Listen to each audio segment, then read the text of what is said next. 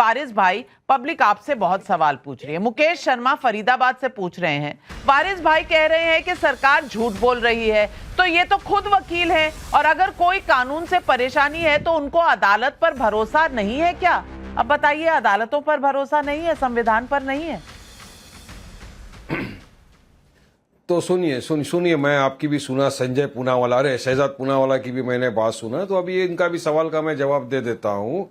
क्यों इनकी बात पे भरोसा नहीं पता है? क्योंकि जब नोटबंदी का टाइम आया था तभी उन्होंने कहा था,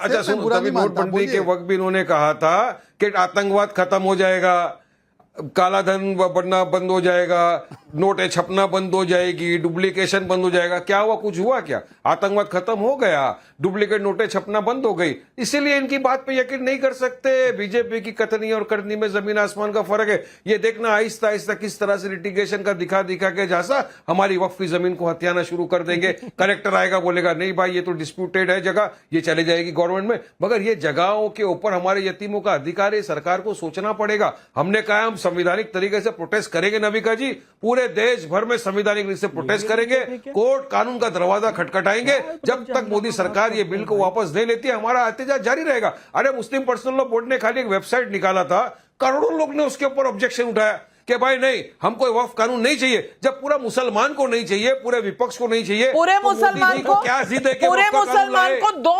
मुसलमान तो मेरे आजू बाजू बैठे हैं यहाँ स्टूडियो में। शहजाद पूनावाला पसमानदा मुसलमान है, फैज खान भाई मेरे यहाँ बैठे हैं, इनको तो नहीं चाहिए। आपकी हुकूमत नहीं चाहिए। और आप लिटिगेशन की बात कर रहे हैं, डिस्प्यूट्स की बात कर रहे हैं। मैं आपको बता दूं 15,000 ऐसे केस पड़े हुए हैं कोर्ट्स में, 15,000 ऐसे केस पड़े हुए हैं कोर्ट्स में। और आप जानते हैं पिछले 10 सालों में कितने डिस्प्यूट सॉल्व किए हैं?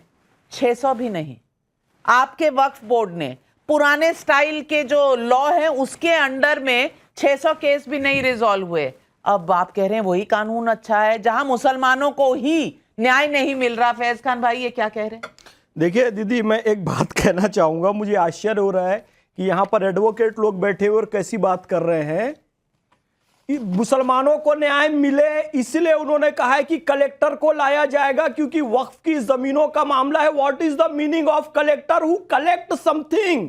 वो क्या कलेक्ट करता है? क्योंकि उसे कलेक्टर कहा जाता है, ही इज रेवेन्यू कलेक्टर।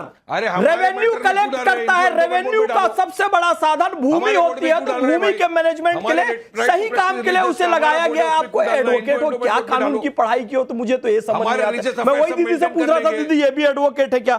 दूसरी बात मैं आपको बताऊं, मेंटेन कर लेंगे कपड़ों की जहां तक बात है ना सर, तो कपड़ों की बात आपने शुरू की थी दीदी, मुसलमानों के अधिकारों की आप बात करें ना। मुझे उस दिन तकलीफ हुई जिस दिन ये आदेश ये लोग जारी कर रहे थे जबरदस्ती कि मुसलमान ईद में पुराना कपड़ा पहनो, नया कपड़ा नहीं पहनो, ईद के दिन काली पट्टी बांधकर नमाज पढ़ो। शर्म नहीं आती है? ईद की नमाज का अपने राजनीतिक हित में आप लोग इस्तेमाल करते हैं। फिर कहता हूं, अल्लाह रब्बुल इज्जत खालिक कायनात ने ईद के लिए नया कपड़ा हजरत जिब्राइल अमीन के जरिए हजरत इमाम हसन और हजरत इमाम हुसैन के लिए भेजा था। जब अल्लाह आदेश दे रहा है नया कपड़ा पहनो ईद के दिन, तो आप कौन होते हैं? तौकीर रजा कौन होता है? असदुद्दीन ओवैसी, अकबरुद्दीन ओवैसी कौन होते हैं हमें पुराना कपड़ा पहनने के लिए? आपने इस्लाम में हस्तक्षेप किया, आपने ईद का राजनीतिकरण किया, आपने मुसलमानों को टूल किट समझा, आपने मुसलमानों को बंधुआ मजदूर समझा। लेकिन मुसलमान अब इस चीज से बाहर आ गया है। और नाविका दीदी, स्पष्ट ये लोग सुन ले, शेरो शायरी की बात कर रहे हैं ना, मैं कहना चाहूंगा आज सड़कों पर लिखे सैकड़ों नारे न देख, घर अंधेरा देख, तू आकाश के तारे न देख, और दिल को बहला ले इजाजत है मगर इतना ना उड़, रोज सपने देख लेकिन 2029 के इतने प्यारे न देख। अब तुम्हारी सत्ता नहीं आने वाली।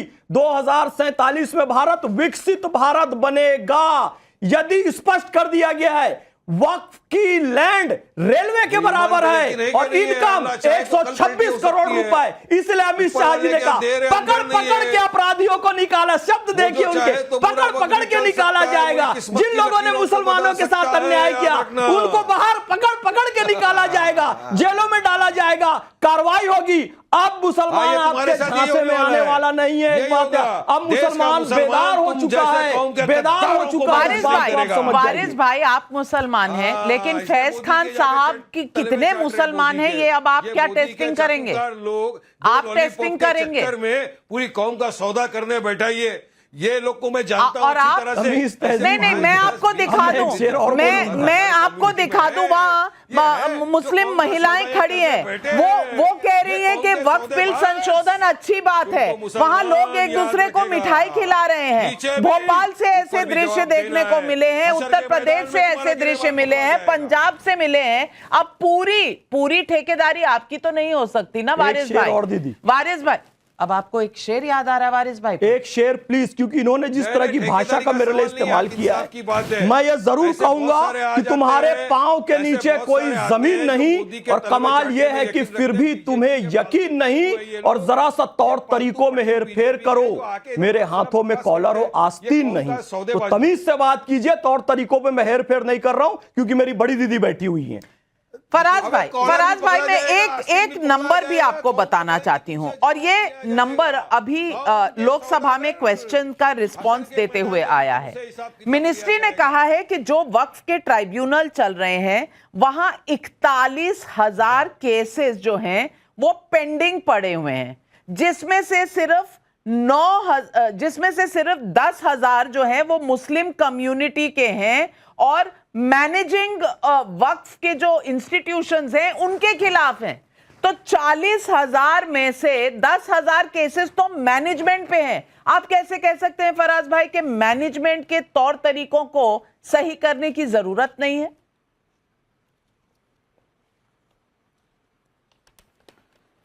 नाविका जी, इसका मैं आपको बहुत अभी सटीक जवाब दे रहा हूं। देखिए, अभी लखनऊ में जो गोमती नगर एरिया है वो नरीमन पॉइंट ऑफ लखनऊ कहा जाता है। वहां पर एक बहुत बड़ा घपला हुआ है, जो कि इस खबर के हिसाब से एलडीए, लखनऊ डेवलपमेंट अथॉरिटी के जो कुछ कर्मचारी हैं उनकी मिली भगत से हुआ है। तो देखिए, करप्शन जो है, करप्शन सिस्टम के हर ऑर्गेनाइजेशन में, हर डिपार्टमेंट में पूरी तरह से फैला हुआ है। तो ये सीधी नाकामयाबी जो है ये भारतीय जनता पार्टी की सरकार की है। वक्फ बोर्ड में भी करप्शन हो तो वो भी भारतीय जनता पार्टी की है, और उत्तर प्रदेश में 8 साल नहीं, मैं समझी नहीं। वक्फ बोर्ड तो आप चला रहे थे ना आज तक। और किसकी है वक्फ बोर्ड का? नहीं, और किसकी है? और किसकी है बताइए ना। वक्फ बोर्ड का मंत्री कौन है उत्तर प्रदेश में? ओम प्रकाश राजभर किस पार्टी से आते हैं? किसको समर्थन कर रहे हैं? कैसी बात कर रही हैं आप नविका जी? दूसरी बात, शहजाद पूनावाला ने अभी आनंद जी को जानबूझ करके 3 बार अंजुम बोला। अरे आनंद जी को आपत्ति हो, अच्छा, एक सेकंड, मुझे आपत्ति है, मैं लेकिन इसका पहले कोई प्रॉब्लम की बात इसलिए नहीं है कि भारतीय जनता पार्टी की ये सुनिए, भारतीय जनता पार्टी की ये नियति है कि जो पार्टी किसानों को आतंकवादी कहे, जो पार्टी किसानों को उग्रवादी कहे, जो पार्टी किसानों को खालिस्तानी कहे, जो पार्टी किसानों को गुंडा कहे, वो पार्टी आपने सुना नहीं होगा, इन्हें भी संजय बुलाया गया। पर खैर, ये भी नोक जोक है। अब आप अपना सेंस ऑफ ह्यूमर भूल चुके हैं। मैं क्या